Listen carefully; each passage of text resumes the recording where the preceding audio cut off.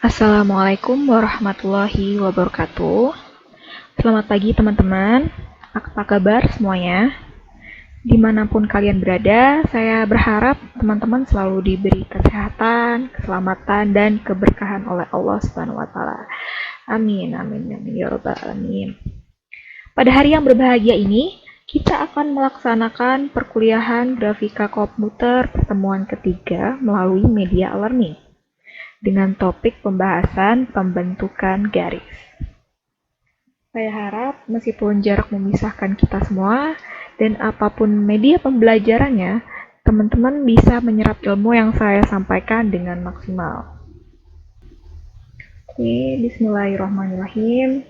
Nah, sebelum kita beranjak ke topik pembahasan yang utama, saya akan membahas sekilas tentang pembentukan output primitif. Di sini output primitif yang kita pelajari ada 3 macam, yaitu yang pertama ada algoritma pembentukan garis, dan yang kedua ada algoritma pembentukan lingkaran, dan yang terakhir adalah algoritma pembentukan elips. Yang pertama, algoritma pembentukan garis. Terdapat 2 macam algoritma di dalam algoritma pembentukan garis, yaitu yang pertama ada algoritma DDA, Digital Differential Analyzer. Yang kedua ada algoritma Bresenham, yang disebut juga dengan Midpoint Line Algorithm. Kemudian yang kedua, yaitu ada algoritma pembentukan lingkaran. Di sini ada 2 metode atau cara untuk pembentukan lingkaran dalam grafika komputer. Yang pertama yaitu dengan menggunakan simetris 8 titik. Dan yang kedua ada algoritma lingkaran midpoint. Dan pembentukan output primitif yang terakhir yaitu algoritma pembentukan elips, di mana hanya ada satu cara untuk pembentukan elips, yaitu dengan algoritma elips midpoint. Nah, pada pertemuan ketiga kali ini, kita akan bersama-sama menyelesaikan pembahasan tentang algoritma pembentukan garis. Pada pertemuan kedua yang lalu, kita sudah membahas panjang lebar dan secara terperinci bagaimana dasar pembentukan algoritma DDA itu berasal. Beserta kita sudah membahas satu macam contoh soal yang diselesaikan dengan algoritma DDA. Masih ingatkah teman-teman? Kalau misalnya lupa, ayo buka buku catatannya dulu. Seperti yang kita telah pelajari pada pertemuan kedua, algoritma DDA ini sangat mudah, tetapi terdapat beberapa kelemahan dari algoritma DDA, yaitu diantara lain prosedur dari pembentukan garis pada layar itu tuh masih menggunakan fungsi pembulatan nilai X dan nilai Y. Nah, seperti yang kita ketahui, karena adanya proses pembulatan tersebut itu sangat-sangat tidak efisien dan membuang banyak waktu. Nah, setelah dibulatkan, kita juga harus mengembalikan nilai X dan nilai Y ke dalam bentuk pecahan seperti semula untuk menghitung iterasi selanjutnya. Nah, maka dari itu kita akan membahas algoritma Bresenham, yaitu algoritma yang lebih efektif daripada algoritma DDA. Nah, saya ceritakan sedikit tentang sejarahnya algoritma Bresenham. Nah, di sini pada tahun 1965, yang menciptakan algoritma Bresenham itu adalah J.E. Bresenham. Itu mengumumkan algoritma untuk mengoptimalkan gambar garis pada raster. Nah, algoritma temuannya ini tidak lagi menggunakan floating point arithmetic, sehingga tidak perlu membulatkan nilai posisi piksel setiap waktu iterasinya. Dan dalam pengulangannya atau proses loopingnya hanya menggunakan pengoperasian incremental saja. Nah, Algoritma Bresenham ini hampir dapat dipergunakan dan diimplementasikan pada semua hardware dan software untuk keperluan penggambaran garis. Algoritma Bresenham dapat memperbaiki pengendalian plotter sehingga dia mendapatkan hak paten. Pada pertemuan kedua yang lalu, yaitu pada hari Kamis tanggal 12 Maret 2020, kita telah membahas sebagian besar bagaimana proses algoritma Bresenham terbentuk dari beberapa tahap penurunan persamaan dasar garis lurus. Ada yang masih ingat rumus dasar dari garis itu seperti apa? Nah, setiap garis bisa dinyatakan sebagai fxy sama dengan ax plus by plus c sama dengan 0. Kemudian kita juga memiliki persamaan dasar, yaitu persamaan garis bergradien, yaitu y sama dengan mx plus c, di mana nilai m bisa kita cari dengan cara y2 min y1 per x2 min x1. Dengan kata lain, m kemiringan atau gradien bisa dinyatakan dengan dy per dx. Nah, dari kedua persamaan tersebut, setelah kita substitusikan dan kita turunkan, seperti yang kita bahas pada pertemuan dua lalu, kita mendapatkan persamaan kedua, yaitu a sama dengan dy, d sama dengan min dx, c sama dengan dx kali b. Nah, sampai segini sudah paham? Kalau misalnya catatannya belum lengkap, silahkan dilengkapi. Oke, selanjutnya kita akan membahas tentang kriteria midpoint terhadap garis yang akan terbentuk, yaitu nilai fxy dari koordinat yang dimiliki oleh midpoint atau titik tengah. Biar lebih mudah, kita sebut saja sebagai D. Nah, ini kita misalkan kita memiliki garis lurus dengan titik awal pada koordinat xp dan yp.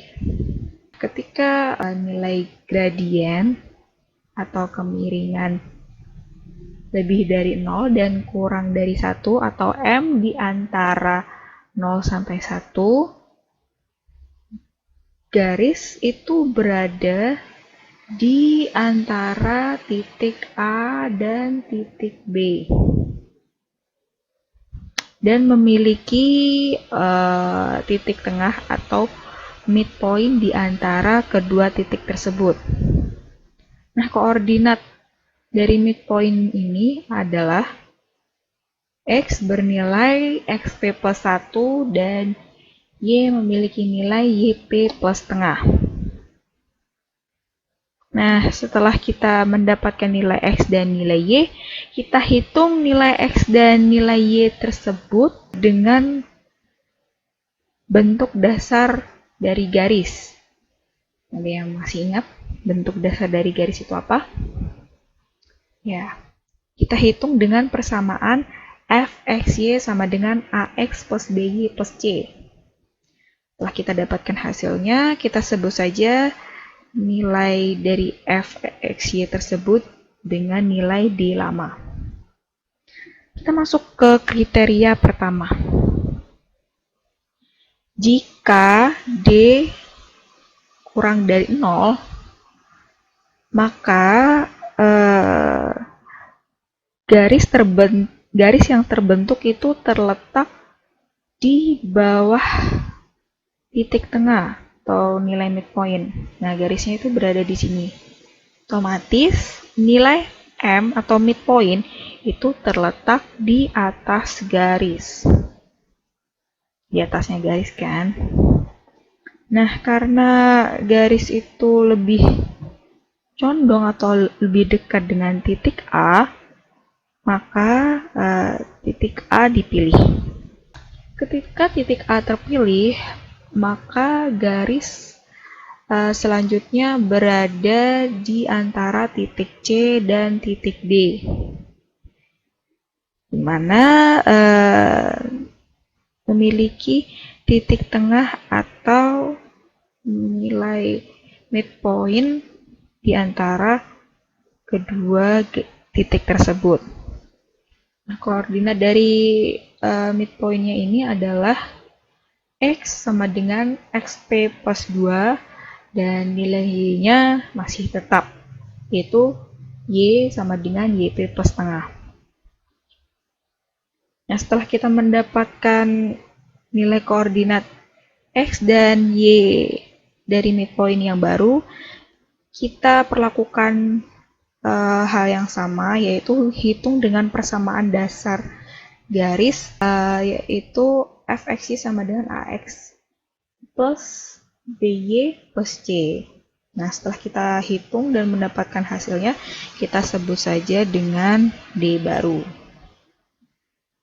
Nah, seperti yang telah kita lakukan perhitungan bersama-sama pada pertemuan kedua yang lalu, kita mendapatkan nilai D baru dikurangi D lama itu sama dengan A atau DY.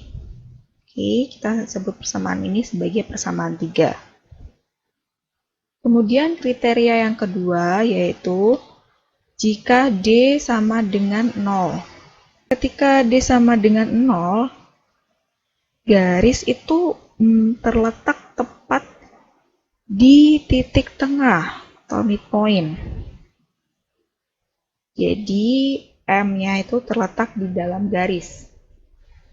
Maka dikarenakan jarak garis terhadap titik A dan titik B itu jaraknya sama, maka kita bisa memilih salah satu di antara A dan titik B. Bebas kita milih yang mana. Lalu kriteria midpoint yang ketiga yaitu jika D lebih dari 0. Maka garisnya terletak di sini, yaitu garis yang terbentuk itu terletak di atas titik tengah atau midpoint.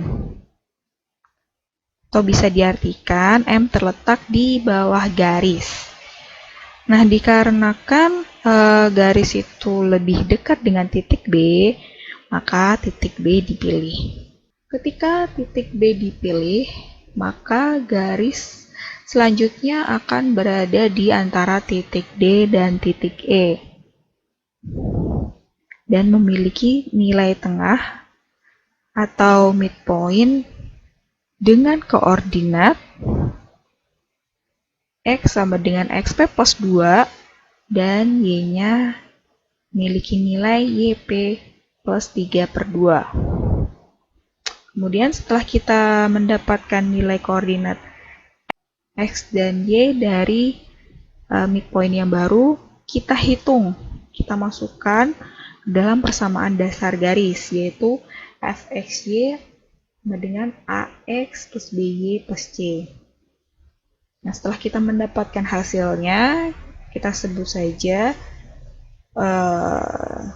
persamaan tersebut dengan D baru. Nah, setelah kita lakukan hitungan pada minggu lalu, kita mendapatkan nilai D baru min D lama sama dengan A plus B, atau bisa dikatakan DY min DX. Kita sebut dengan persamaan 4. Selanjutnya, untuk memulai algoritma Bresenham ini, kita memerlukan pembentukan dari parameter awal, atau bisa disebut juga dengan P0. Misalkan kita memiliki sebuah garis lurus dengan titik awal di koordinat XP dan YP. Kemudian nilai koordinat dari midpoint yang pertama, yaitu sesuai yang tadi ya, memiliki nilai X sama dengan XP plus 1 dan Y sama dengan YP plus setengah. Titik awal diketahui XP YP, titik midpoint-nya XP plus 1, YP plus setengah. Nah, kemudian kita masukkan ke dalam persamaan dasar garis F, X, Y sama dengan AX plus BY plus C. Dengan nilai X-nya XP plus 1 dan Y-nya YP plus setengah. Nah, kita dapatkan ini. A, XP plus 1 plus B, YP plus setengah plus C. Nah, kita keluarkan nilai-nilai yang di dalam kurung. Kita kalikan. A kali XP sama dengan AXP, dan A dikali 1 sama dengan A. Plus B dikali YP, B sama dengan BYP, B dikalikan setengah sama dengan setengah B, plus C. Nah, ini karena FXP dan YP itu pasti berada di dalam garis, karena kan XPYP merupakan titik awal garis ya. Titik awal pada garis lurus yang kita miliki, maka nilai AXP plus BYP plus C adalah 0. Nah, kita coret nilai AXP, nilai BYP, dan nilai C. Kemudian yang tersisa hanyalah A plus setengah B sama dengan DY min DX per 2.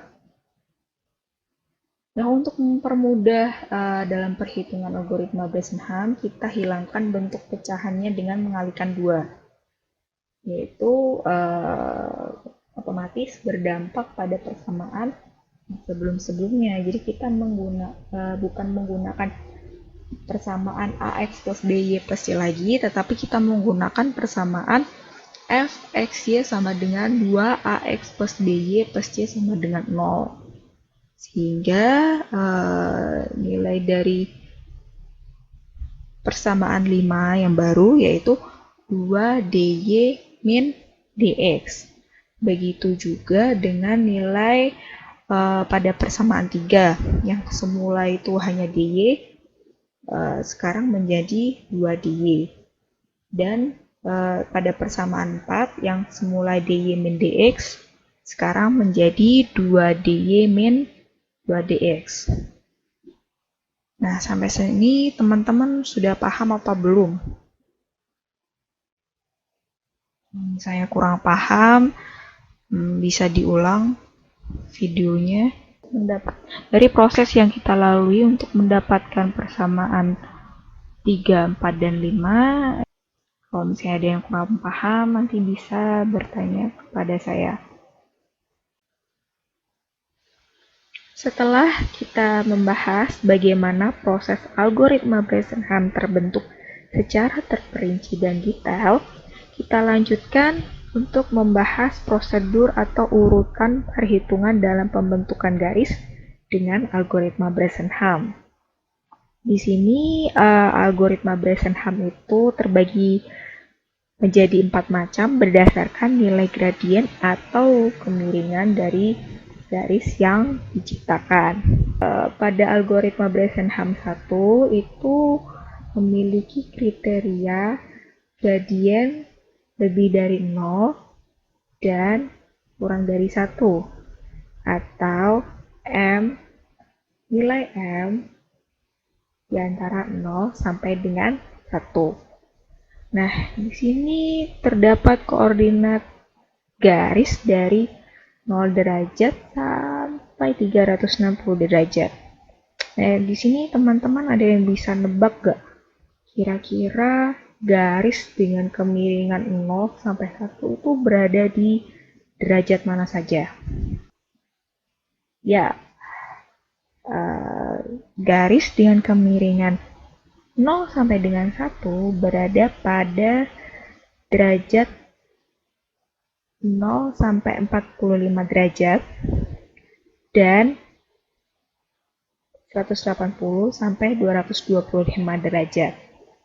Nah, dengan 5 persamaan yang telah didapatkan dari yang kita bahas sebelumnya, maka algoritma Bresenham untuk kemiringan 0 sampai dengan 1 adalah cara yang pertama, Tentukan titik awal yaitu X1, Y1, dan titik akhir X2, Y2 yang akan dihubungkan dalam pembentukan garis.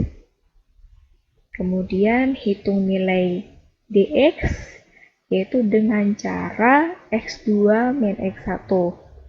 Kemudian hitung juga nilai dy yaitu dengan cara Y2 min Y1.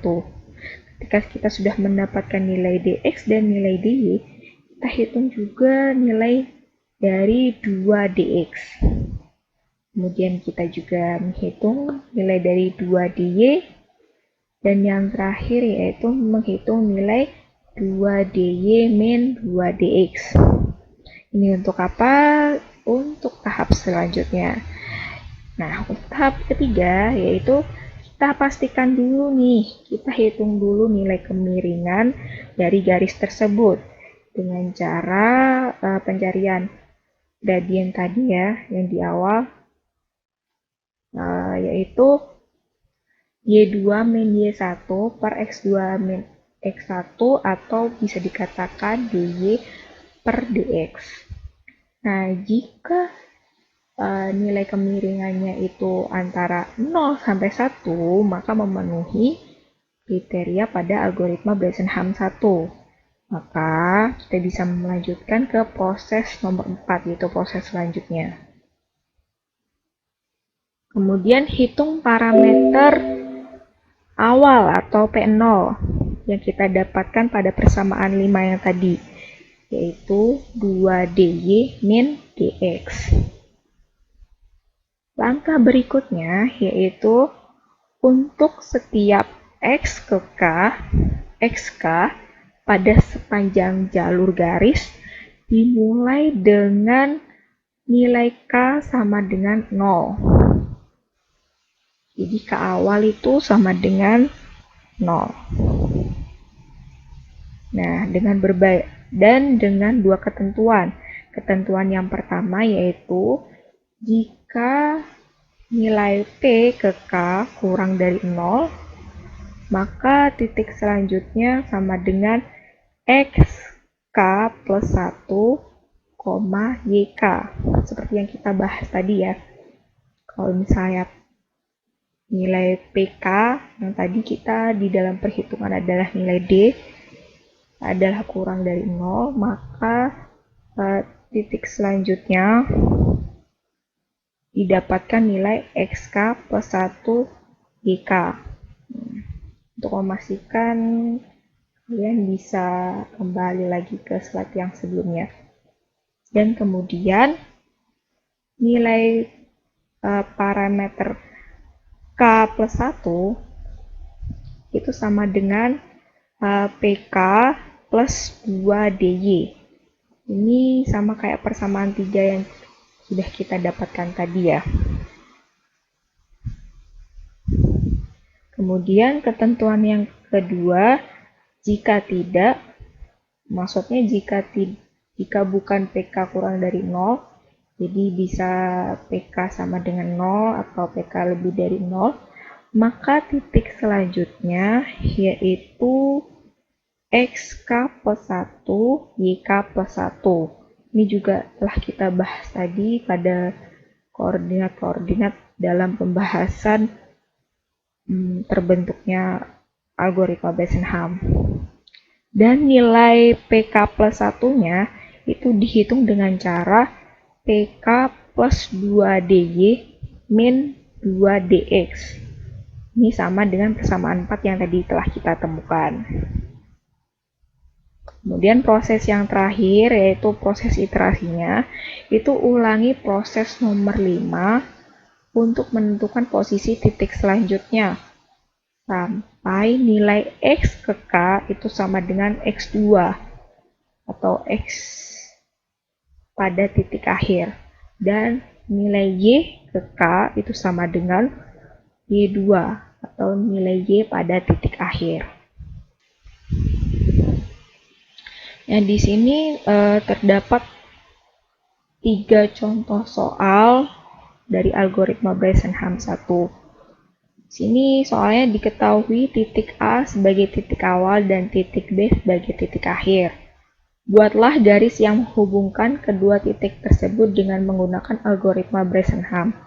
Jika nilai titik A dan titik B sebagai berikut. Ini bisa kalian kerjakan contoh soal ini untuk tugas pertama. Untuk algoritma Bresenham yang kedua, ini kriterianya yaitu nilai M atau nilai gradien atau nilai kemiringan itu lebih dari min 1 dan kurang dari 0. Jadi nilai gradiennya itu di antara 0 sampai dengan minus 1. Nah, di sini teman-teman ada yang bisa nebak kira-kira garis yang memiliki nilai kemiringan di antara min 1 sampai 0 itu di antara derajat mana sampai derajat mana? Gradien yang memiliki nilai min 1 sampai dengan 0 berada pada derajat 315 sampai 0 derajat dan 135 derajat sampai 180 derajat. Kemudian ini adalah urutan perhitungannya, yaitu dengan 5 persamaan yang telah didapatkan tadi, maka algoritma Bresenham untuk kemiringan di antara min 1 sampai dengan 0 adalah yang pertama, tentukan titik awal x1, y1 dan titik akhirnya x2, y2 yang akan dihubungkan dalam pembentukan garis. Kemudian yang kedua, hitung nilai dx, dy, 2dx, 2dy, dan 2dy min 2dx. Kemudian yang ketiga yaitu hitung nilai kemiringan M sama dengan dy per dx. Jika M itu di antara min 1 sampai 0, maka memenuhi algoritma Bresenham yang kedua. Maka kalian bisa lanjut ke proses keempat. Proses yang keempat yaitu hitung parameter awal yaitu P0 sama dengan 2dy min dx. Ini kita dapatkan pada persamaan kelima. Kemudian cara yang kelima, untuk setiap x ke k, xk pada sepanjang jalur garis dimulai dengan k sama dengan 0. Nah, terdapat dua kriteria, yaitu jika nilai p ke k itu kurang dari 0, maka titik selanjutnya itu adalah xk plus 1, yk. Dan nilai p ke k plus 1 itu sama dengan p ke k plus 2dy. Seperti persamaan ketiga.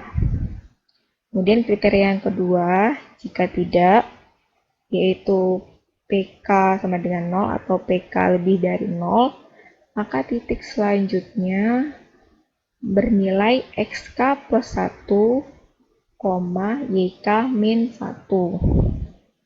Dan nilai dari pk plus 1 itu sama dengan pk plus 2dy min 2dx yang kita dapatkan pada persamaan keempat.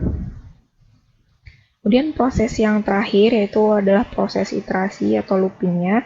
Itu ulangi proses nomor 5 untuk menentukan posisi titik selanjutnya.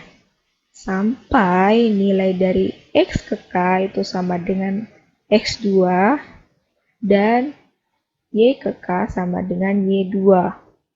x2, y2 ini dimiliki oleh titik terakhir pada garis yang kita bentuk. Nah, di sini tugas kalian mencari tahu perbedaan antara algoritma Bresenham 1 dan Bresenham 2 dengan kriteria yang berbeda itu perbedaannya di mana. Nah, kemudian ini ada contoh soal algoritma Bresenham yang kedua. Diketahui titik A sebagai titik awal dan titik B sebagai titik akhir. Buatlah garis yang menghubungkan kedua titik tersebut dengan menggunakan algoritma Bresenham. Jika nilai titik A dan titik B sebagai berikut. Ini kalian bisa kerjakan soal-soal di atas untuk dikumpulkan di tugas pertama. Untuk algoritma Bresenham yang ketiga, dia memiliki kriteria gradien atau kemiringan lebih dari satu. Nah, tadi setelah kita mengetahui garis yang memiliki gradien antara 0 sampai 1 dan garis yang memiliki gradien min 1 sampai 0 itu berada di derajat mana saja. Sekarang saya tanya kembali pada teman-teman, kira-kira garis yang memiliki kemiringan lebih dari 1 itu berada di derajat mana saja sih? Ya, jadi garis yang memiliki gradien lebih dari 1 itu berada di antara 45 sampai 90 derajat. Dan garis tersebut juga di antara 225 sampai 270 derajat. Kemudian prosedur atau urutan perhitungan dalam pembentukan garis dengan algoritma Bresenham yang ketiga yaitu yang pertama, seperti biasa kita tentukan titik awal X1 dan Y1 dan titik akhirnya itu X2 dan Y2 yang akan dihubungkan dalam pembentukan garis. Kemudian hitung nilai dx, nilai dy, nilai 2dx, nilai 2dy, dan nilai 2dx min 2dy. Kemudian cara yang ketiga yaitu hitung nilai kemiringan M sama dengan dy per dx. Jika sudah ditemukan nilai M atau gradiennya, dan nilainya itu lebih dari 1, maka dia masuk dalam kriteria algoritma Bresenham ketiga. Teman-teman bisa lanjutin ke proses nomor 4.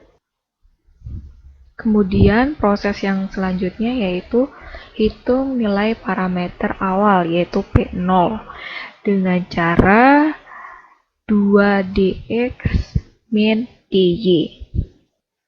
Dan cara yang kelima, untuk setiap YK, jadi kan yang Bresenham 1 sama 2 kan untuk setiap XK. Nah, ini untuk Bresenham ketiga ini untuk setiap YK. Jadi koordinat Y yang sebagai patokan. Untuk setiap YK pada sepanjang jalur garis dimulai dengan K sama dengan 0. Jadi semua tuh diawali 0. Nah, ini ada dua kriteria juga. Yang pertama, jika P ke K, PK kurang dari 0, maka titik selanjutnya bernilai XK, YK plus 1. Dan nilai PK plus 1 sama dengan PK plus 2 dx. Jika tidak, jika nilai P ke K lebih dari 0 dan P ke K sama dengan 0, maka titik selanjutnya bernilai XK plus 1, YK plus 1. Dan nilai dari P ke K plus 1 itu sama dengan P ke K plus 2 dx min 2 dy. Kemudian proses yang terakhir yaitu proses loopingnya. Ulangi proses nomor 5 untuk menentukan posisi titik selanjutnya sampai X ke K sama dengan X2 yang dimiliki titik akhir, dan nilai Y ke K itu sama dengan Y2 yang dimiliki titik akhir. Dan di sini ada contoh soal algoritma Bresenham ketiga. Diketahui titik A sebagai titik awal dan titik B sebagai titik akhir. Buatlah garis yang menghubungkan kedua titik tersebut dengan menggunakan algoritma Bresenham jika nilai titik A dan titik B sebagai berikut. Ini teman-teman bisa kerjakan soal-soal tersebut dan dikumpulkan pada tugas pertama. Nah, ini ada algoritma Bresenham keempat dengan kriteria M kurang dari min 1.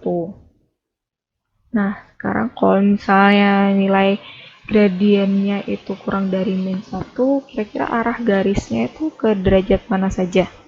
Garis dengan kemiringan kurang dari 1 itu berada di antara derajat 90 derajat sampai 135 derajat. Dan garis itu juga di antara 270 derajat sampai 315 derajat. Nah, kemudian prosedur atau urutan perhitungan dalam pembentukan garis di algoritma Bresenham keempat, tahap-tahapnya adalah 1. Seperti biasa kita tentukan titik awal X1, Y1 dan titik akhir X2, Y2 yang akan dihubungkan dalam pembentukan garis. Kemudian yang kedua yaitu hitung nilai dx, dy, 2dx, 2dy, dan nilai 2dx min 2dy. Kemudian cara yang ketiga yaitu kita pastikan nilai kemiringan atau gradien pada garis tersebut dengan cara M sama dengan dy per dx, dan jika nilai M gradien garis tersebut itu kurang dari 1, maka teman-teman bisa lanjut ke proses keempat. Kemudian tahap selanjutnya yaitu tahap keempat, hitung parameter awal yaitu P0 dengan cara 2dx min dy. Untuk tahap kelima yaitu untuk setiap YK, ini sama kayak algoritma Bresenham yang ketiga ya, yang dibuat patokan adalah koordinat Y. Jadi untuk algoritma Bresenham 1 dan Bresenham 2 yang sebagai patokan adalah koordinat X.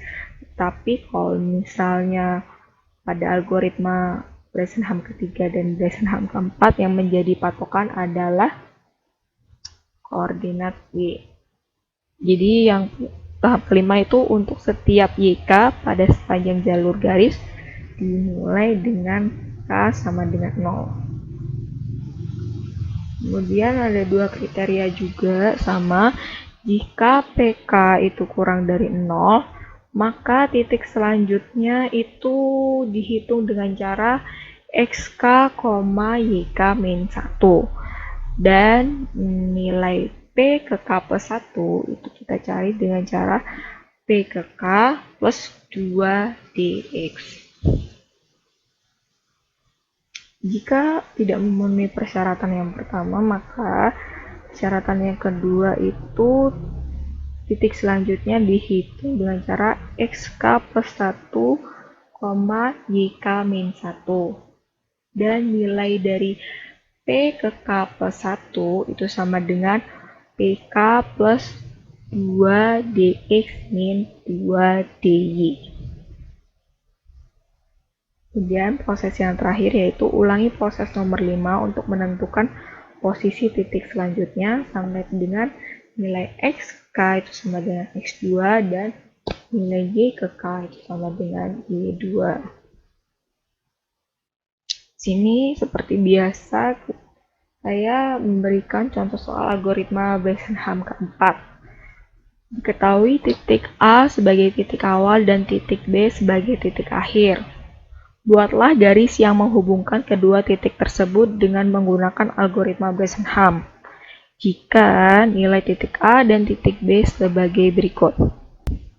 Ini teman-teman bisa mengerjakan contoh soalnya untuk dikumpulkan pada tugas pertama. Nah, untuk mengingatkan teman-teman kembali tentang algoritma DDA, Digital Differential Analyzer, saya juga memberikan tugas untuk pembentukan garis yang dikerjakan dengan algoritma DDA pada tugas pertama. Nah, di sini soalnya diketahui titik A sebagai titik awal dan titik B sebagai titik akhir. Buatlah garis yang menghubungkan kedua titik tersebut dengan menggunakan algoritma DDA jika nilai titik A dan titik B sebagai berikut. Nah, itu ada 5 titik awal dan 5 titik akhir. Silahkan teman-teman mengerjakan soal-soal tersebut, menyelesaikannya dengan algoritma DDA.